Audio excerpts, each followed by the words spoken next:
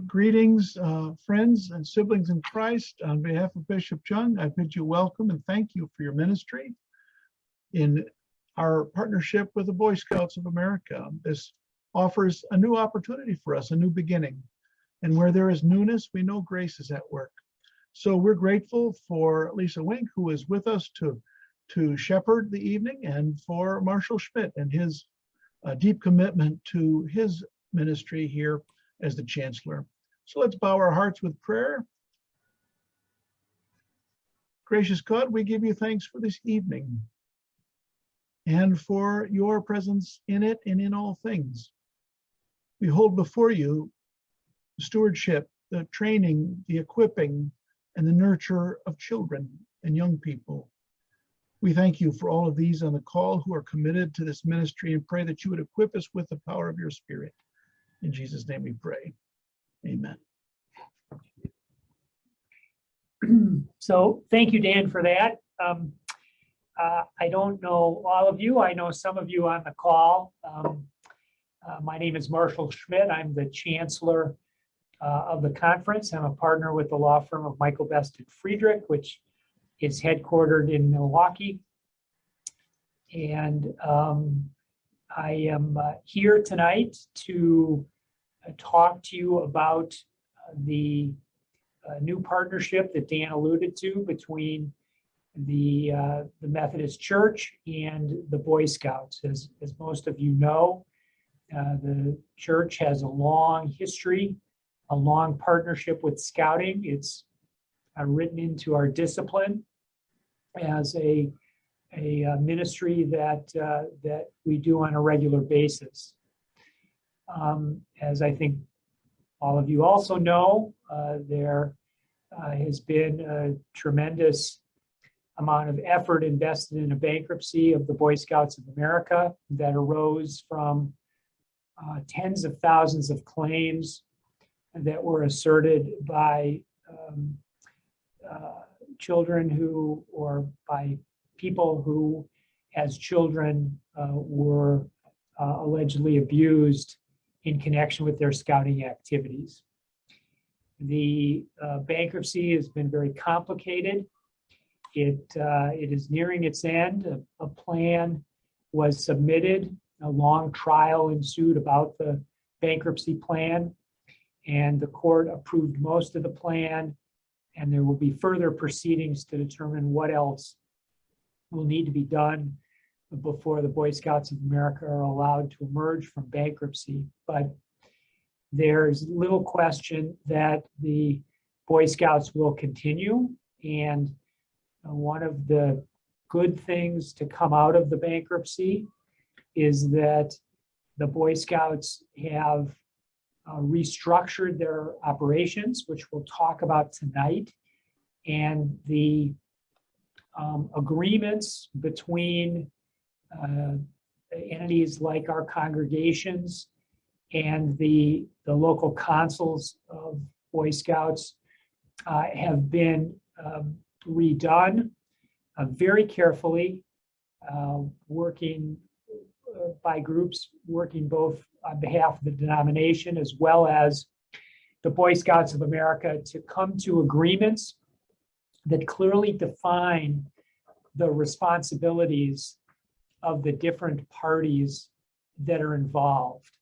And these agreements are a very good thing because they bring more certainty and less risk to the congregations that choose to provide support for Boy Scout troops, which I think, as all of you believe, is a very worthy undertaking. Scouting, despite the problems that it has experienced and the abuse that we do know as a fact occurred, there are many, many good things that come out of Scouting.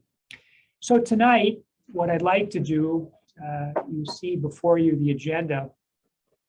I'd like to begin by talking about the new world of Scouting, which is this restructuring that I alluded to as to how the Boy Scouts will be organized and how the congregations will enter into relationships with the Boy Scouts. Those relationships really will be of two kinds, which is item 2 on the agenda. There's an affiliation relationship, which is a more involved relationship. The support that's provided by the congregation will be greater, and the interaction between the congregation and the troop will be more fulsome. Or a facilities use agreement, which is a relationship where the church makes its facilities available to the troop on clearly defined terms and conditions that I think are very straightforward. What I will do in the second part of the presentation is go through the template agreements that have been prepared, the affiliate agreement and the facilities use agreement, and we'll go over what information needs to be provided by the congregation and what obligations the agreements create for the parties involved. The third part will be short. As you all have experienced, the date for kind of redefining these relationships and renewing relationships has been pushed, given the complexities of the bankruptcy and the complexities of negotiating the affiliation and the facilities use agreements.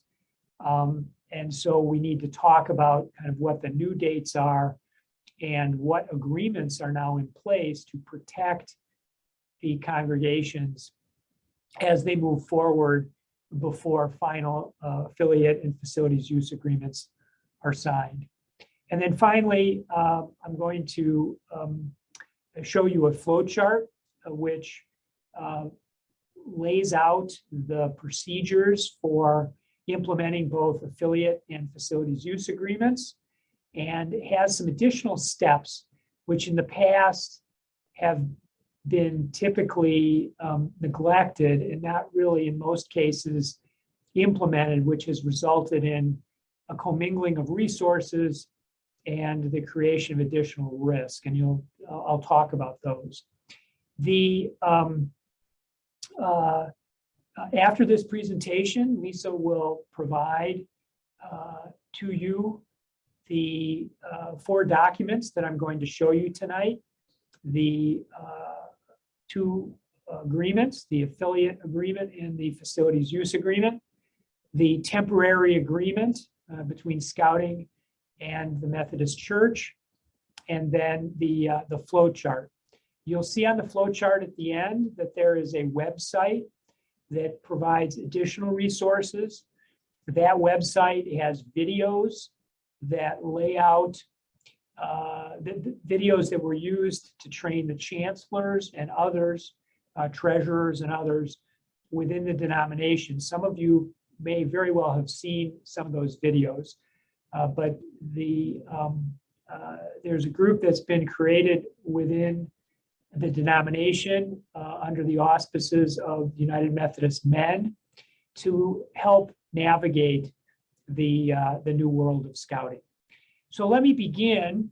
And by the way, what I'd like to do is get through these 4 documents and then entertain questions at the end of the presentation. If there's something that is very pressing, feel free to raise it. But hopefully I will address a lot of your questions as we get through the presentation. And at the end, if there are things that are open, that will be a good opportunity for us to have a discussion. So let's begin with the new world of Scouting. So what Scouting has decided to do is really to create a structure within the Boy Scouts that is 3-tiered. So there will be the Boy Scouts of America, which is the unit in bankruptcy, will be at the top of this, these 3 entities, and the Boy Scouts of America really are responsible for coordinating larger picture items. Most importantly, the providing of insurance for scouting activities. So they will organize the other two units, but really for our purposes, the most important thing to understand is that the Boy Scouts of America will provide insurance, and they will provide indemnification. In other words, protection for parties that are indemnified, meaning that they will cover certain liabilities that those entities incur. Below the Boy Scouts of America are the consuls, and the consuls exist today, but the consuls will have a slightly different role, and they will make specific commitments in the affiliation agreements with regard to the scouting program, and we'll talk about that in detail. But the local consuls are really the groups at the local level that will organize the different units, which is the third entity in this list of three in the restructuring. And really, the units are like the troops, the old troops, but the name has been changed, and it is really the unit that will deal day to day with the congregations in providing the support for the scouting services. So as I said, this structure was created to more clearly define the obligations and responsibilities of the different groups within scouting, so that when congregations enter into affiliation or facilities use agreements, they know exactly with whom they're dealing, and they know what the obligations of each of those units will be to the congregation. So when your congregation is deciding how to proceed with regard to scouting, there really are three options. One option is essentially, we're not going to sponsor a scouting troop anymore. We for whatever reason, there isn't support within the congregation. There's concern about issues that gave rise to bankruptcy. We just really don't want to do it. And that's very simple.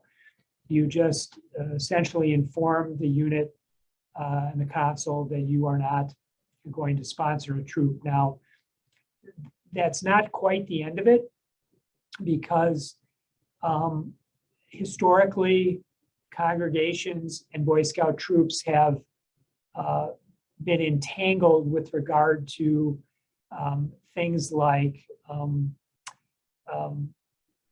materials that are used to put on scouting meetings. Frequently, churches store resources that are used, materials, tables, chairs. Some congregations even provide the use of trailers, of things that are used for scouting events. Those assets, and who owns those assets and who controls those assets, needs to be straightened out if you decide not to go forward with scouting. And the biggest entanglement, which has been a source of concern for me since I assumed this role as chancellor, is many Boy Scout troops have asked congregations to share their EIN numbers for purposes of providing certain tax exempt benefits. That is a practice that should have come to an end, and will definitely come to an end going forward. No congregation should be sharing its EIN number. The troops in the past have said, well, we don't have a bank account, and so we really need that. We need you to, store to hold our assets under your EIN number. Really, this restructuring is designed to reduce risk, to reduce problems that could arise. And one of the critical parts of that process are to separate the EIN number, and going forward, what troops and units should be told is that they need to get their own EIN number. They need to get their own tax exempt status and deal with it on their side. If there are particular problems that come up because of that, reach out to me or Dan, and we can help you work through that. But it is very important that if you're going to sever ties, or if you're even going to do an affiliation agreement, that you make clear who owns what assets. So the other two choices that congregations have are the affiliation agreement and the facilities use agreement. So you have to make a decision. Is your relationship with scouting going to be one of very active, involved relationship where members of the congregation are working with the troop, attending meetings? Frequently, their children are members of the unit. They volunteer, they help support the unit. That's generally going to be an affiliation agreement. And I'd like to show you what the template looks like for the affiliation agreement. And it is an annual agreement meant to be renewed every year so that the parties can really take stock in what their relationship should be for the coming year. And as you all know, relationships evolve. Parents, their children age out of the program. And so this kind of ebbs and flows. And so one year may be appropriate to have an affiliation agreement. The next year it may be appropriate to have a facilities use agreement. The beauty of this template is twofold. One, it's a fillable PDF. So when you get a copy of it, it will be a simple matter on a computer to fill in the organizations and the other information that needs to be provided. And then once that information is inserted into the agreement, the 4 signatures can be added. Now, one of those signatures is the signature for the Boy Scouts of America, and the template comes complete with that signature. So the other 3 parties to it, the local council, the unit, and the affiliated organization, which will be the congregation, need to fill it in. As you can see, there are things like the pack number, the troop number, all of the information like that needs to be filled in. You need to identify the timing. When will the agreement start and when will it end? It's anticipated that this to be an annual agreement, which is what it says at the top. So what we found and what you may have experienced is that a lot of units and consuls are pressuring congregations to go outside of this structure, to either enter into what was formerly called a charter relationship or enter into agreements that go beyond a year. And I said there are 2 advantages to this template. The first advantage is that it's easily filled. It's kind of clear what information you need to provide. The second advantage is that it really is intended to not be varied, not to be rewritten. Very much time was put into and care was put into this agreement to make sure that it struck a fair balance between the Boy Scouts' interests and the congregation's interests, and starting to modify the agreement, extending it in time, doing all of the things that used to happen with charter arrangements really creates risk that this agreement was intended to mitigate, to reduce to a reasonable level that was acceptable given what we want the relationship between the denomination and the Boy Scouts to be.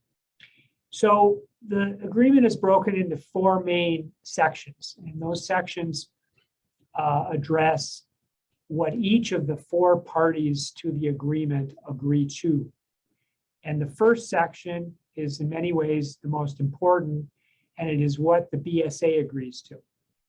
And this is a lot of detailed language that, again, was created with great care in negotiations between the Boy Scouts and the denomination.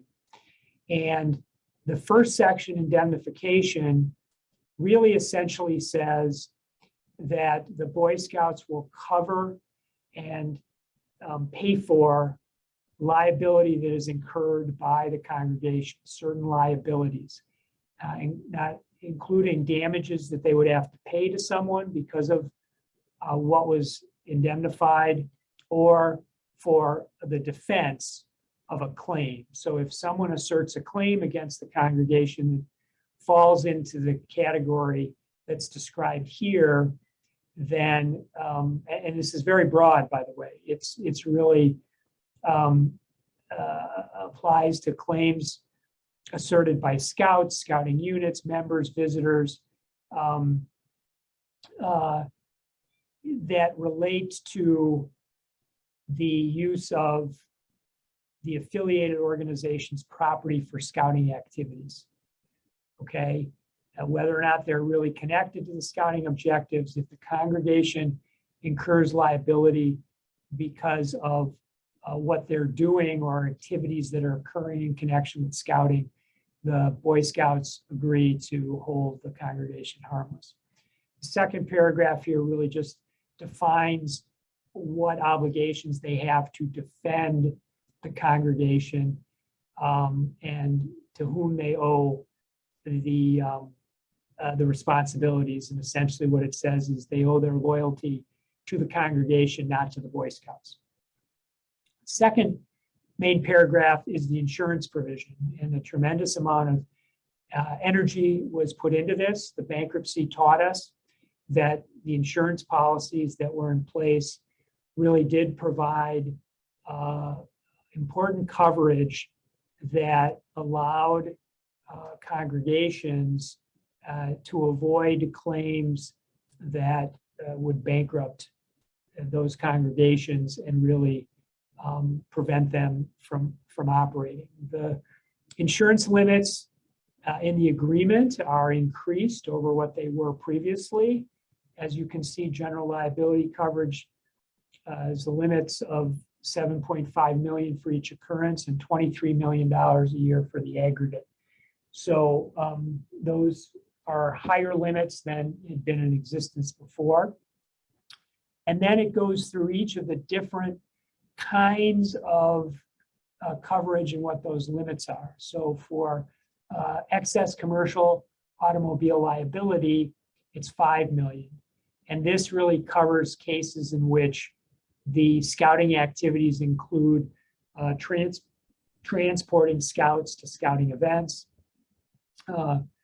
driving them to camp, driving them to activities.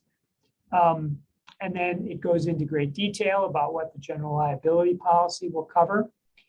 It explains who has to be named as an additional insured on policies. So congregations that enter into affiliation agreements are entitled to being named as additional insureds, which give them additional rights to recover under the insurance policies. So this provision, which is really what the obligations of the Boy Scouts are, is really intended to be a fulsome protection for the congregations in the event that something happens. The next section of the agreement really covers what the local council agrees to do. Okay, and in addition to kind of providing training and camping opportunities, and support, and support for the units to raise money, and then recruiting resources. In many ways, the most important agreement that the local council makes is that it reviews the adult leaders. It does conducts background checks, does the things, the reasonable steps that are extremely important to make sure that adult leaders are vetted to reduce the risk of problems in that regard. So that is their obligation. Now, to the extent that your safe sanctuaries policy applies to scouting activities as well, that provides another layer of protection. And we're talking actively at the conference level about reviewing those policies and making sure that they're current and represent the best practices. But once this affiliation agreement is in place, there are requirements that the local council undertake that obligation. Assets and equipment. This is another important change. The agreement requires that the council owns the assets. So if there is a trailer that's used, if there are tables, if there are other physical furniture or other materials that are intended to be part of the scouting activities, it is the local council that owns those, and the agreement clearly provides for that. One of the things that I'll talk about is when you, if you were to terminate your relationship, you've got to figure out who owns that property and make sure that that person has custody of it. And if it is to be transferred, that it's properly transferred and that transfer is documented. So here, the new world going forward is intended that the local councils own those units.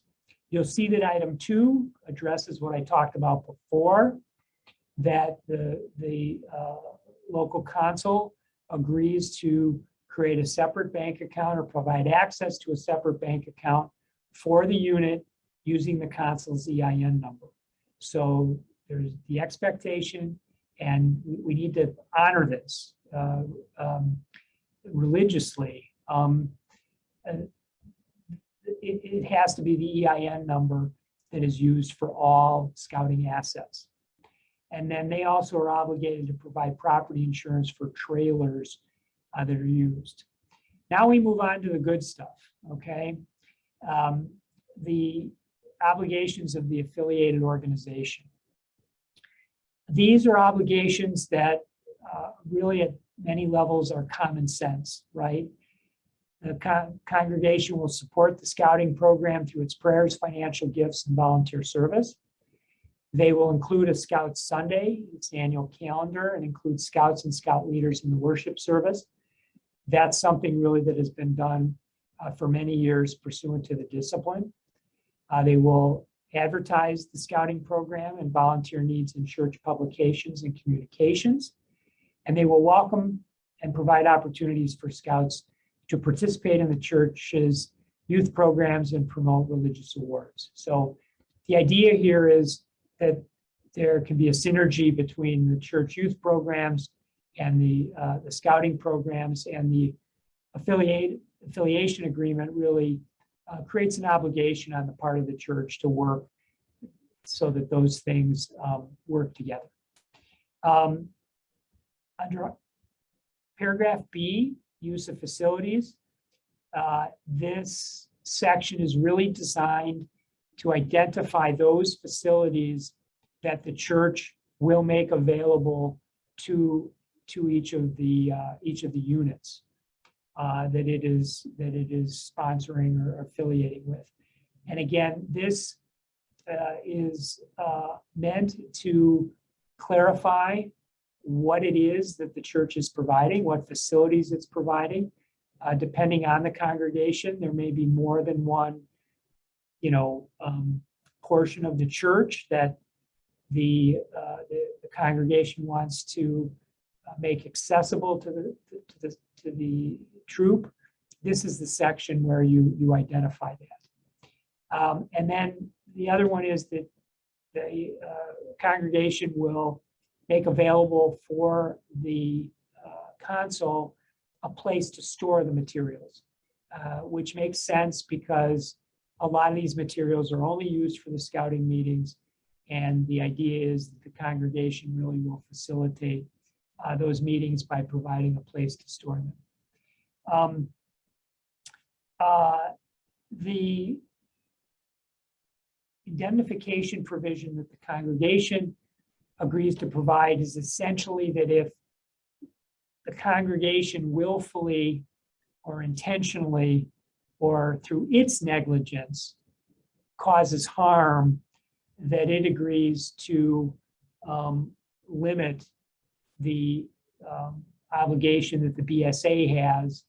So if we have a member of the church who, willfully inflicts harm on someone, the congregation does take responsibility for that.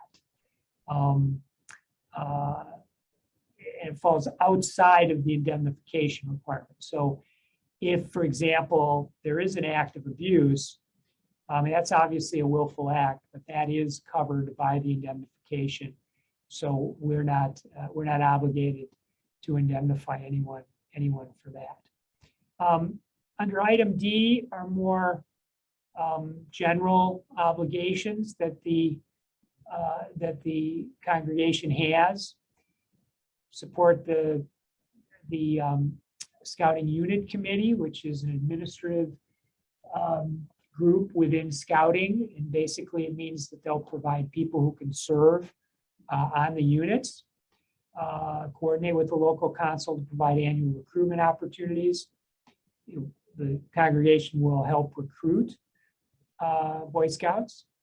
The congregation agrees not to use the scouting program to raise money for the church, except for the benefit of the council. So you can't use a scouting event to raise money that goes to the youth program or goes to some other fund at the church. If you're raising money at a scouting event, it needs to go to the scouts. You can't misuse the scouting brand, just like we don't want scouts to use the cross and flame to raise money for scouting. The congregations agree that we won't use scouting for our own purposes, except with respect to youth development, consistent with the goals and objectives of the scouting program. Essentially, we can use it when we're using it in connection with scouting. The last item is really this transitional issue of who owns the assets. And the affiliated organization agrees to take whatever assets are out there that belong, that are intended to go to the local council. So if the church owns a trailer, for example, and that's trailers used only for scouting, then a transfer needs to be made to the local council. But obviously, that isn't necessarily free if that's a trailer that's owned by the church. If church property or church assets went to acquire it, then reasonable arrangements can be made. The church can decide to donate it to the troop or request that reasonable payment be made for the trailer. The fourth item is really the fourth party to this party, which is the scouting unit itself.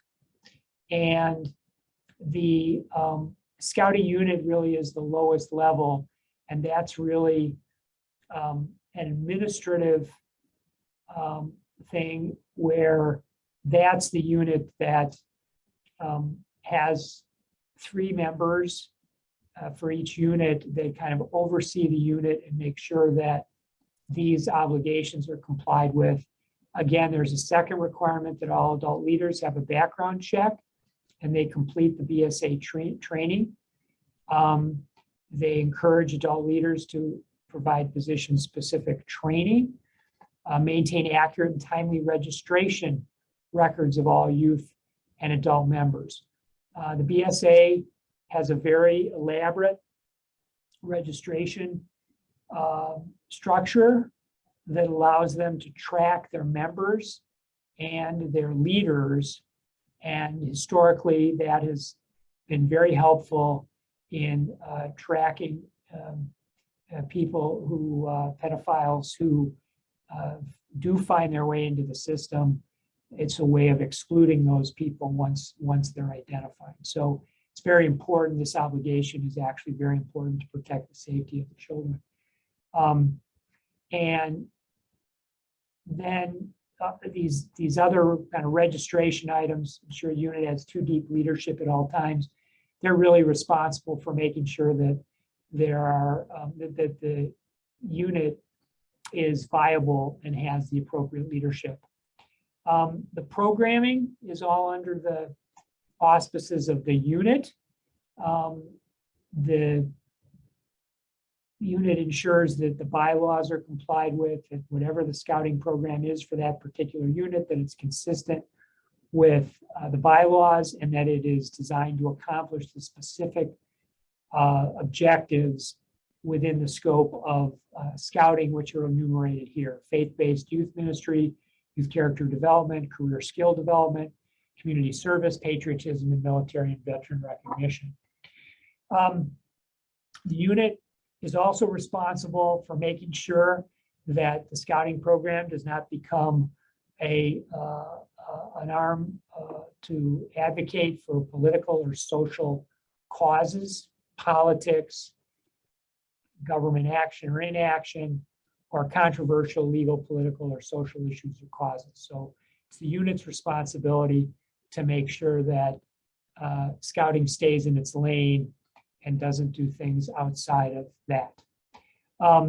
The unit has responsibility for making sure that the facilities are protected and that they're not destroyed by the members, and ensure that it's consistent with and does not detract from the affiliated organization's mission. So if, damage is done to property, the first place that you need to turn is the unit, the committee that runs the unit, and say, hey, your troop on such and such a day, knocked a hole in our wall, for example. It's the unit that's going to address that. The assets and equipment create a layer of accountability to the unit, in addition to the council, which owns the property. It really is the unit that makes sure that the assets are protected and safeguarded, and they reimburse the council for the cost of insuring the assets, for example, and that they need to follow all the rules of the local council. So to a large degree, this last section, given that that the council owns the property, it's really between the council and the unit to protect that property. The congregation is now taken out of that equation, so that the affiliated organization isn't responsible for that. Signature page is self-explanatory. You need to put the name of the organization. Care should be taken there if your congregation is incorporated.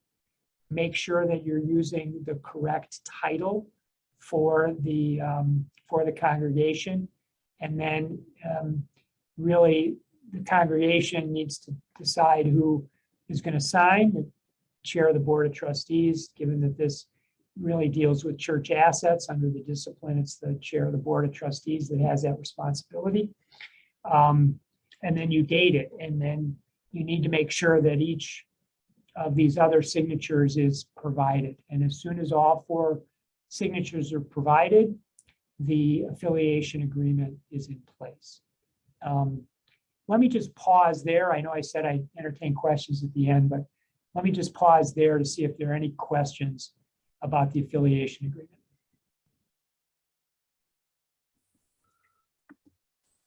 You can just unmute and ask.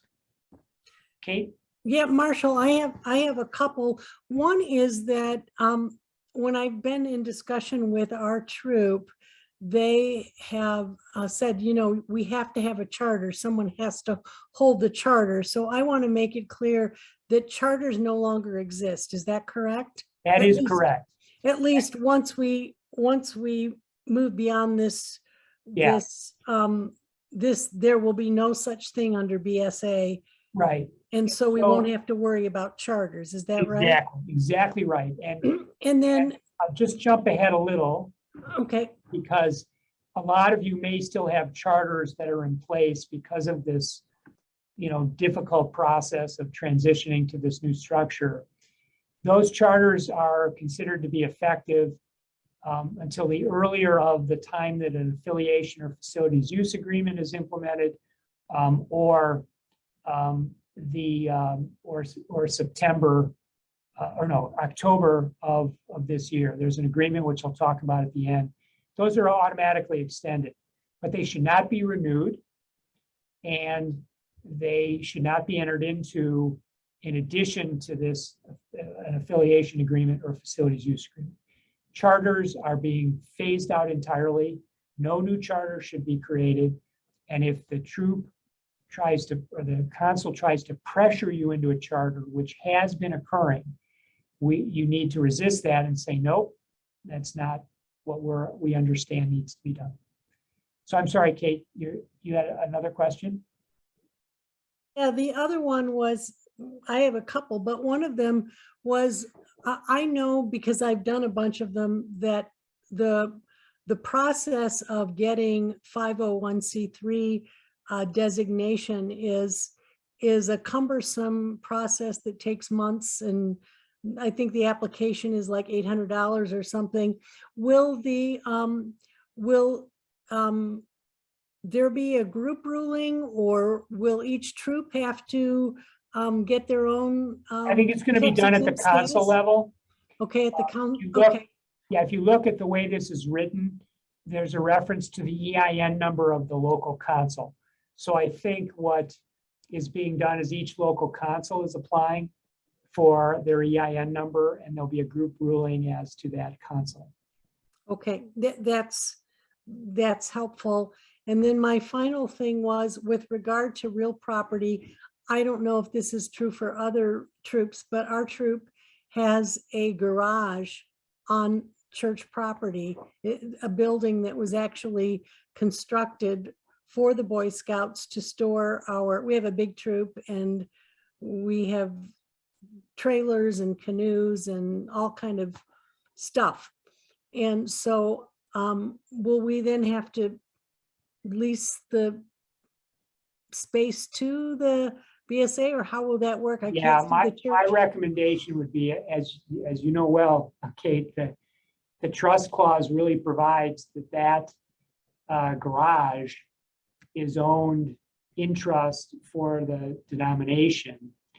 And so transferring that to the Boy Scouts is going to be probably much more trouble than it's worth. Right. What I would suggest you do in that case is that garage be considered an asset of the church, but its use is what belongs to the troop. And so you either enter into a separate facilities use agreement for the garage, or you do a lease. I think the easier and maybe more appropriate would be to enter into a separate facilities use agreement for the use. Sure. That makes sense. Thank you. Okay. Good stuff. We have a question in the chat, Marshall. Okay. Sorry, I don't see. It's okay, I've got it for you. Can you explain the difference between the local BSA council and the scouting unit, in quotes, on this agreement? Yes, absolutely. So scouting, I'm not familiar with exactly what the difference between a troop and a council was in previously, but scouting is now restructuring itself. So there are these discrete units, and the intent is that each unit, right, each entity, right, the local council or the unit, has particular responsibilities with regard to scouting. And so the difference in this agreement is that those entities, the consuls and the units, have different obligations. The structure is such that there will be multiple units underneath one consul, just like there were multiple troops under one consul. And so I think it's a way of BSA organizing itself in a way that provides more protection and controls, checks and controls over their activities between what's happening on the ground, each week when there's a meeting, and kind of overall for that program year, what troops are within the consul and so on and so forth. It's administrative and a way to properly allocate responsibility. Thank you. I hope that helps. Okay, any others before I move on to the facilities use agreement? Okay, so with regard to the facilities use agreement, this is very similar, but in many ways it's simpler. It's only 4 pages, and it defines a much different relationship. It really sets forth what the church agrees to provide to the scouts in the way of storage and use of facilities and access to the church, and then in exchange, the unit, which is the one that agrees to this facilities use agreement, agrees that the congregation is not an affiliated organization for purposes of the agreement, that it is entirely separate, and that the church leadership and members really are not sponsoring or doing something else with the unit. Just like a lease, the scouting unit agrees to return the property in its original condition, obviously subject to wear and tear.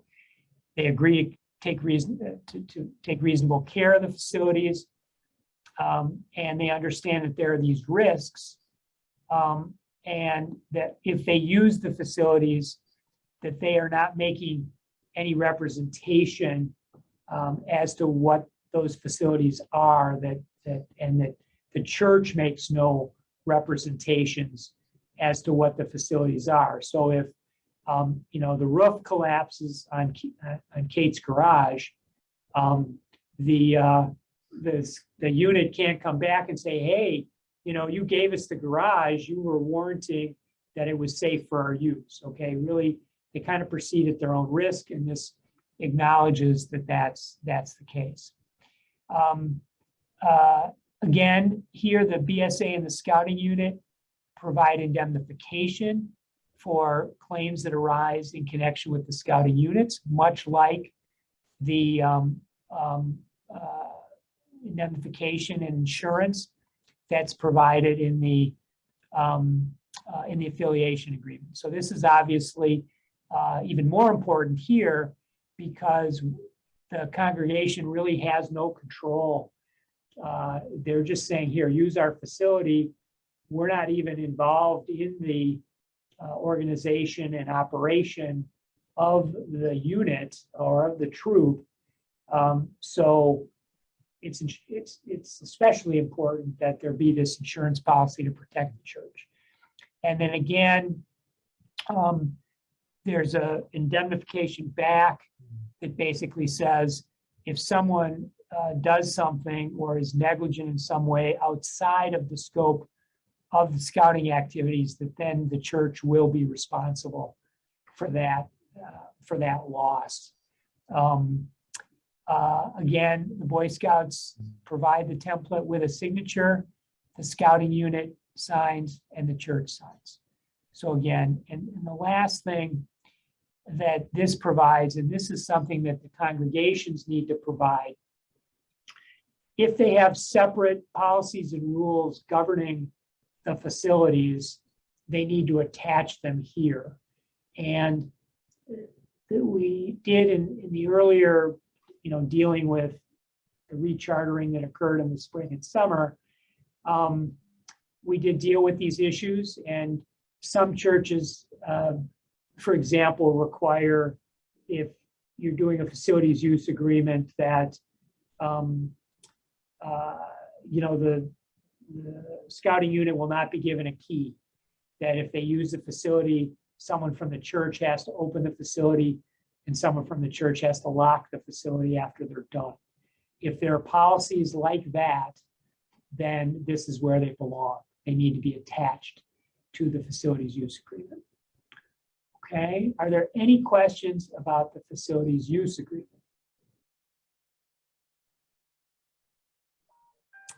I And have one.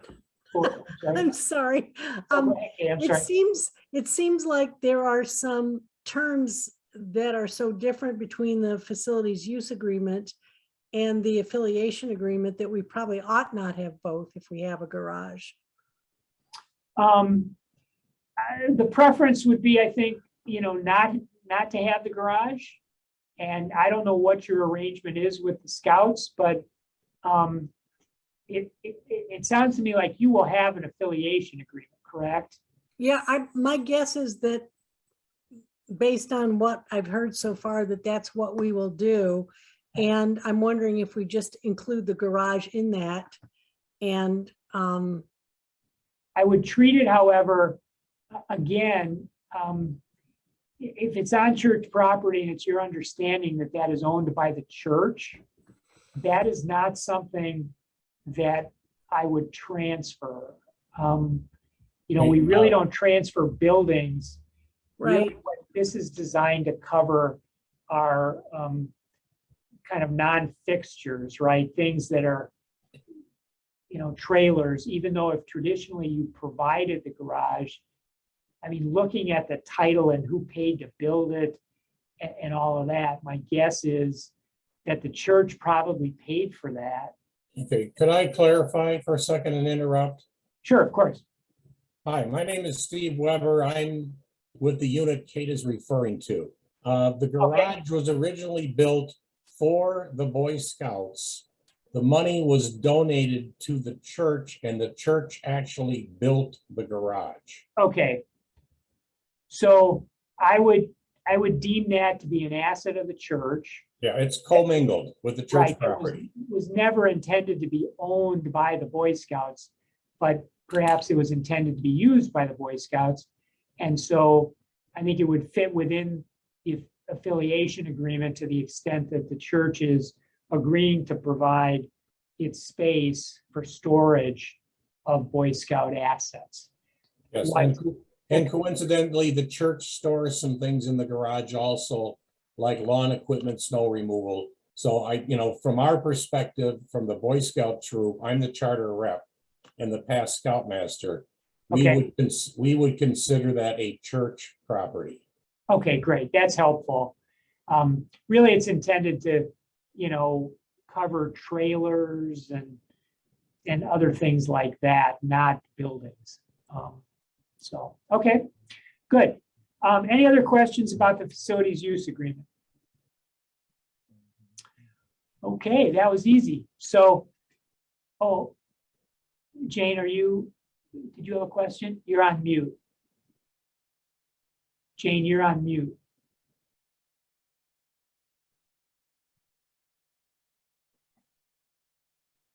Sorry about that. What if you don't have space for storage? I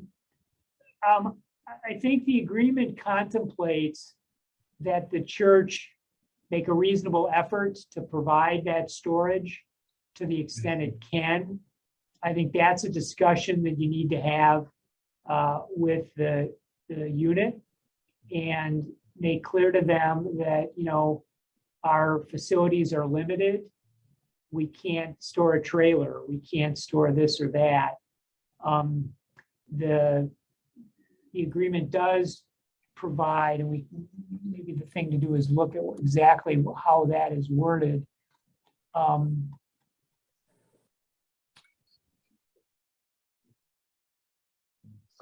So it's to allow units to store a reasonable amount of materials and equipment in a designated area. So I think if your church is so limited, right, that you don't have any space to store anything, that you know, you need to make sure that that's understood by the troop before you enter into this agreement.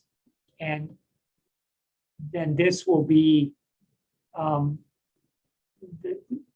what to fill in here, instead of identifying a portion of the church, is to say that no storage is available, paren.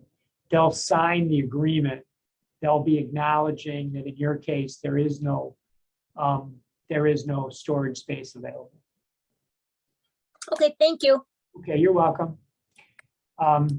Any other questions about the agreements? Okay, so let me move on to the transition. As I said, I think you guys are all familiar with the concern over when charters were going to be extended and is it all going to be done in time. And the deadlines kept being moved. First it was March, and it was the end of June. Got to the end of June, yeah, we had the agreements, but it takes time to get these things entered. So the concern was that it would interfere with the ability of congregations to carry on the scouting activities while the agreements were being signed. And so the BSA and the denomination entered into this agreement. They call the interim agreement between the Boy Scouts, the General Commission of United Methodist Men, and the indemnification, or concerning the indemnification. And essentially what was agreed, and I'll make this available so everyone can read it, but it simply said that after June 30, to the extent that you carry on the scouting activities, that whatever agreement you had in place before is continued until this fall date, or the date that you enter into an affiliation agreement or facilities use agreement, that the BSA agrees we will provide the protection, we will provide the insurance, we will provide the indemnification, so that you can carry on your activities under this umbrella that will exist if you do enter into an affiliation agreement or facilities use agreement. And it really was intended to facilitate the continued provision of the scouting. You can see that these provisions, the 7.5 million, the 23 million, the 5 million, the 1 million, those, all of these requirements, these are identical to what's in the agreements. Okay, and that was entered into at the end of June. So that is basically protecting the congregations going forward. And so the idea is to, move with all deliberate speed. If you're going to continue your scouting relationship, get the facilities use agreement in place, get the affiliation agreement in place, whatever you choose to do, but do that as quickly as you can. Once that happens, everything is square, everyone's happy, the obligations are clear, and everyone can move forward. If there are glitches in that process, reach out to Dan, reach out to me, and we'll figure out what needs to be done in that regard. But I want to return to something I said earlier, which is really don't mess with the agreements. Don't modify the agreements and say, well, in this case, we've got this. The troop says, we need to use your EIN number for a few months until we get our own. That's not contemplated, and that will create problems. Any questions about the interim agreement? Okay. Finally, the other document that I want to make available to everyone is this flow chart that was created jointly with Scouts and the General Council of United Methodist Men. I want to qualify this flow chart. It was prepared with the notion of encouraging people to enter into affiliation agreements. The General Council for United Methodist Men is obviously very committed to scouting, which is admirable. The Boy Scouts are committed to that as well. So as you read through this, you'll see that really, the question, do you want to continue to live in ministry to youth through scouting? No, red box, no, yes, we love Scouts, okay? It really was meant to be a motivational piece at some level. But the content of it is fair. And so kind of read it with that in mind. I want to just briefly walk through it and give you a sense. The nice thing about this flow chart is it's a good reminder of some of the details that you need to take care of once you've signed an affiliation or a facilities use agreement. It just doesn't end there. And so you'll see, if you go down the left side where it talks about affiliation agreement, you want to sit down with the local council, talk about the options, talk about things like we don't have storage room, and then accordingly. But the options for executing the agreement really relate to very limited things that you fill in the blanks. When you identify the facilities, we want to use the sanctuary, but we don't want to use the chapel. We want to use this building, but not that building, okay? Those are the kinds of options that you have in the agreement. And then the unit completes, an inventory, financial audit, and asset transfer to the console. And that's really between the unit and the console. They need to work together to get that done. So ownership is placed at the console level and ownership is clear. And then once that occurs, the church receives the documents from the unit, fills out the sign and release of the unit and assets form. So we have possession of assets, but they belong to the Boy Scouts. The unit has to make arrangements to get ownership to the console. And then they're going to come back and say, hey, sign a paper that says you've released those assets to us, we own them. That's a fair request. They'll ask you to make sure that gets documented. You'll see the green boxes are really important from my perspective. The unit has to, change the bank account to a console EIN number, and the council unit and church all sign the affiliation agreement. And then on the far right-hand side is what you do with a facilities use agreement. Really, the two branches are very similar in what you need to do. You need to get the assets straight, you need to sign the agreements, and you need to make sure that the EIN number is appropriate. The other thing I want to point out in this flow chart, which is important, is the website in the very small print, which you might not be able to see on your computer. In the line under the big question is www.methodistscouter.org/a-new-agreement / that website has all of these documents that you can download if you want to have a copy, and it makes it easier, although Lisa will get these to you. If you lose it or whatever, you can go to that website, you can download the agreement and then fill it out. That website also has some videos that were presented for training purposes to the chancellors and the treasurers and others that reiterate some of the things that I've talked about tonight. So if you forget, you want to go back and look, you can find them on that website. So with that, I do not have anything else except to answer questions. I promised Dan I tried to get through this first part in an hour. I missed by a few minutes, 7 minutes.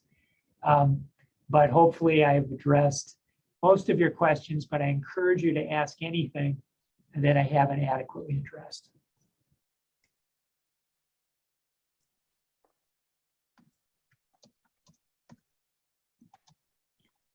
Yeah, I do have a clarification question about the property, and I guess this was a topic you addressed a while ago. But so is it my understanding that the troops no longer own any of their property? And this is me coming from a little bit of a beginner's perspective. Was that kind of always the case, or? You know, it was all over the map, as I understand it. You know, sometimes it was the church that owned the trailer. Sometimes it was the troop that owned the trailer. Sometimes it was provided by the consul. And one purpose behind this reorganization is to get all that straight, to make sure that, you know, there isn't a question about that, to get that straight. So can you maybe elaborate a little bit more on then what that means? You know, does the council have the ability to just say one day, hey, sorry, I know you guys have this trailer, but you don't anymore, you know, that kind of thing?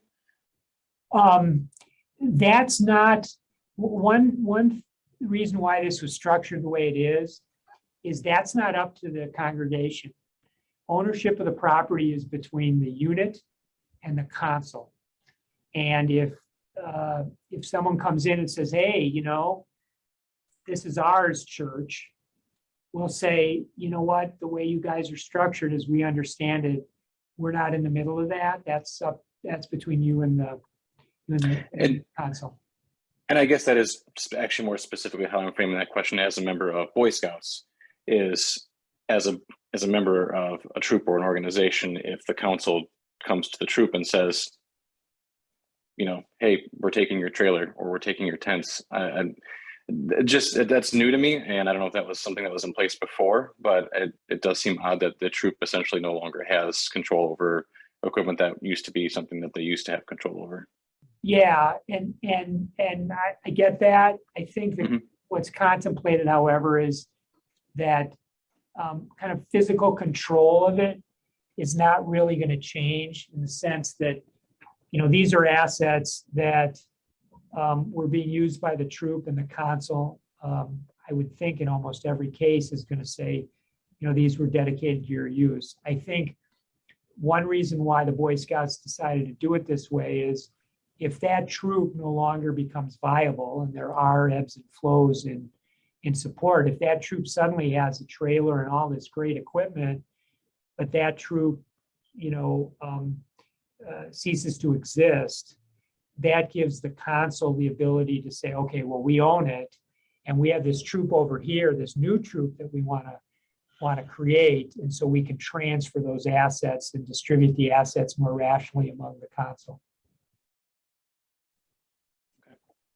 But again, we don't, you know, we really shouldn't, the congregation should not get in the middle of it. Yeah. And again, this is me coming from the perspective of a Boy Scout, not as a member of a leadership board of the church. So Sure, I get it. Yep. Thank you. Yep. Okay. Anything else?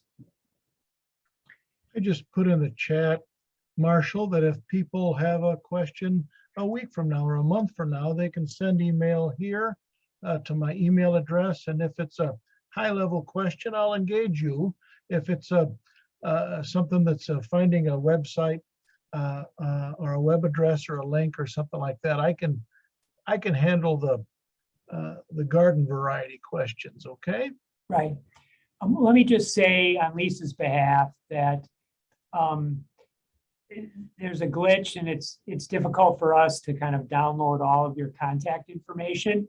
So if for some reason you do not receive a copy of this, what I suggest is that you email Lisa, and she will, by return email, send you the 4 documents that I talked about tonight. And so if you don't get them, that's the best way to make sure that you do. Yes. and she just put her email in the chat. The last thing I wanted to do, and I should have started this call with this, is I know that several of you, there are others, and if you talk to anyone about their journey with scouting, there have been several congregations that have reached out to me and my firm. And in some cases, I wasn't able to get back to you in part because I didn't have answers to your questions because these agreements had not been released. So I want to thank everyone for their patience in this process. And to the extent that we were unable to get back to you before now with answers to those questions, I apologize. Going forward, you know, it's like the claims in the bankruptcy. It's a transition period. It's a little rocky, but hopefully once the dust settles, these agreements are entered into, the relationship between scouting and your congregations will be much smoother. Responsibilities will be clear. You'll be better protected with regard to insurance, and you'll be better able to, to provide your scouting ministries. So thank you all for being here tonight. Obviously, that represents a commitment to scouting in your congregations. It represents a commitment to the denomination to leverage the denomination to serve youth. And so thank you for that. Thank you, Marshall. And with that, I'll give you back 15 minutes from the planned hour and a half. Hopefully, the next time I encounter you on a scouting question, it'll be to celebrate some great scouting event and not dealing with all of this legal mumbo jumbo.